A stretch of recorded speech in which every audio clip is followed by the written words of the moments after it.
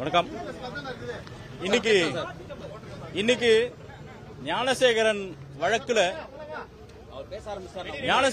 அண்ணா university வழக்குல பாத்தீங்கன்னா இன்னைக்கு தண்டனை கொடுத்திருக்காங்க. தண்டனை விவரம் என்ன அப்படின்னு பாத்தீங்கன்னா 11 செக்ஷன்லயும் அவர் வந்து குற்றவாளி அப்படின்னு சொல்லிட்டு இதுக்கு முன்னாடி வந்த ஹியரிங்ல சொன்னாங்க. அதுக்குண்டான தண்டனை விவரம் தான் இன்னைக்கு கொடுத்திருக்காங்க. அதுல பாத்தீங்கன்னா சிறு சிறு பிரிவுகளுக்கு சிறு சிறு தண்டனைகளா கொடுத்திருக்காங்க.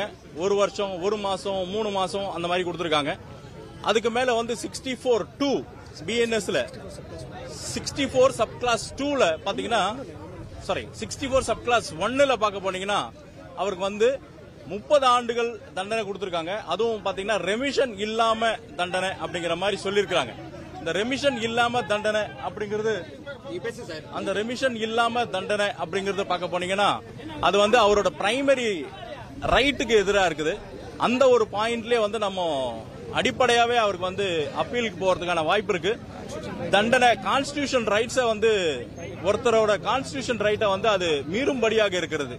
அதனால என்ன சொல்றோம் அப்படின்னா அப்பீல் டாக்குமெண்ட்ஸ் வரட்டும். ஜட்ஜ்மெண்டோட முழு விவரம் எங்க கையில இன்னும் கிடைக்கல. அவங்க சொன்னதை வச்சுதான் நாங்க பேசிட்டு இருக்கோம். இப்போ முழு விவரம் வந்ததுக்கு அப்புறம் அதுல என்ன இருக்குது அப்படிங்கறத படிச்சு பார்த்துட்டு மேற்கொண்டு என்ன பண்ணணும் அப்படிங்கறது அப்பீல நம்ம பார்ப்போம். இல்ல அப்பீல் போறது உறுதியா? நீங்க கண்டிப்பா அப்பீல் போறது உறுதி. அது அவரோட பிரைமரி ரைட். அதனால அப்பீல் போறது உறுதி.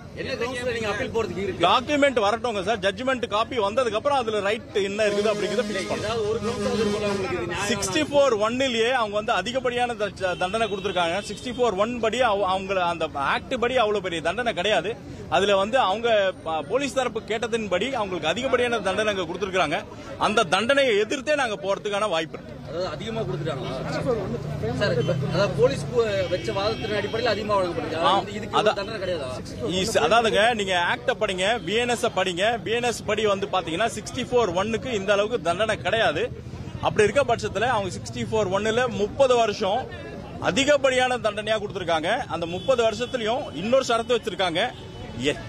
எந்த விதமான ரெமிஷன் கேட்க கூடாது அப்படிங்கிற மாதிரி அவங்க சொல்லியிருக்காங்க. அப்படி வந்து அவரோட பிரைமரி ரைட்டை வந்து ஒரு கோர்ட்டால கட்டைல் பண்ண முடியாது. இந்த பிரைமரி ரைட்டை எடுத்து அவங்களுக்கு வந்து நம்ம அப்பீல் போறதுக்கான வாய்ப்பு உண்டு. மேலும் இதுல வந்துட்டு 90,000 அபராதம் விதிக்கப்பட்டுள்ளது.